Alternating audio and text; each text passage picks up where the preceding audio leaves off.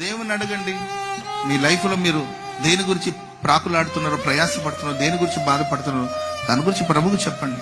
మనుషులు ఎవరో వస్తారని, మనుషులు ఎవరో ఇస్తారని, మనుషులు ఎవరో తెస్తారని చూసి అలసిపోయావు. చాలు. ఇంకా మనుషుల దగ్గర మనుషులు ఏదో ఇస్తారని ఎక్స్పెక్ట్ చేయొద్దు. మనుషులు ఏదో ఇవ్వాలని కూడా ఆశపడద్దు. దేవుని తట్టు తిరగండి. ఆ సంగతి ఏదో ప్రభువుకు చెప్పండి. ఆమె చెప్పండి గట్టిగా. అది ఫైనాన్షియల్ ప్రాబ్లం కావచ్చు, ఆర్థిక సమస్యలు కావచ్చు, ఆరోగ్య సమస్యలు కావచ్చు, కుటుంబ సమస్యలు కావచ్చు, పిల్లల సమస్యలు కావచ్చు, ఏదైనా కానీ ఆ సంగతిని ప్రభువుకు చెప్పు. మనుషుల చుట్టూ తిరగడం మాను.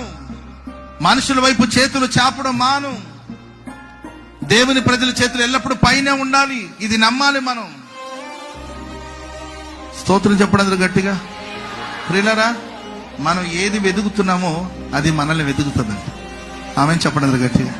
నీవేదో ఒకటి వెతుకుతున్నావు, నీ భవిష్యత్తు కోసం ఏదో నీవు డీప్ గా వెతుకుతున్నావు, ఎదురు చూస్తున్నావు, అది నీ కోసం ఎదురు చూస్తుంది. హల్లెలూయా, హల్లెలూయా.